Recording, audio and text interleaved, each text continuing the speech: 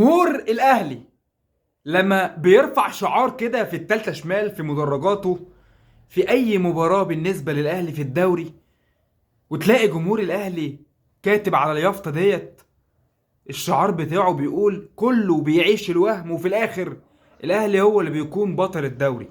فالجملة دي تلاقي بعض من الزملكاوية ياخدوها: ما انتوا بقى ضامنين، ما هي الدولة بتساعدكم، ما هي التحكيم معاكم، اصل مش عارف ايه. ولكن الحقيقة لما تيجي تبص ان الجمله دي طالعه من جمهور الاهلي في التالتة شمال، هتلاقي وراها حاجات كتير. هتلاقي وراها اداره ناجحه، اداره ومنظومه ناجحه قادرين يديروا كيان كبير زي النادي الاهلي.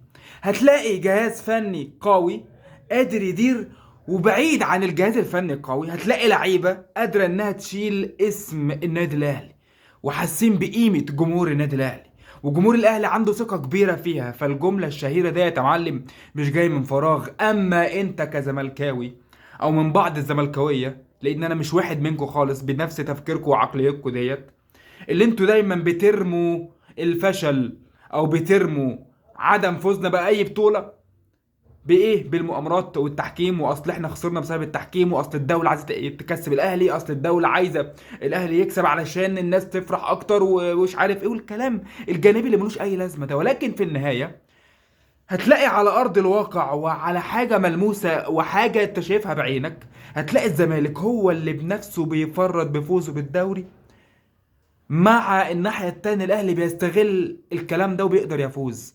منها مباراة المصري الأخيرة، هتلاقي الأهلي قبلها بيوم بيتعادل قدام الاتحاد السكندري وبيفقد نقطتين مهمين في سباق الدوري المصري، في حين إن الزمالك يفوز فيتصدر الدوري بفارق نقطتين عن الأهلي وعن أقرب منافسيه.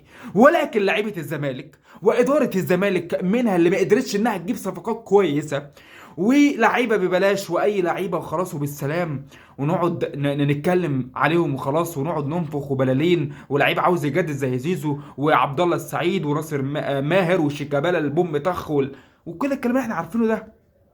فهتخسر قدام المصري البورسعيدي. فتلاقي نفسك انت يا معلم في مباراه زي كده.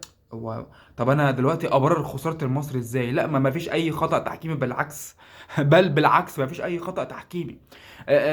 هدف واخطاء وعمر جابر وعواد والاثنين اللي مش موجودين في المنتخب يا معلم، ده هم اللي مخسرينك الثلاث نقط. فانت هنا خسرت مباراه المصري بايدك انت يا معلم.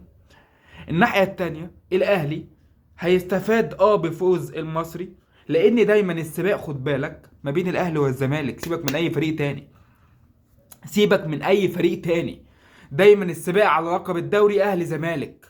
أي فريق تاني عادي يا معلم، عادي يا معلم.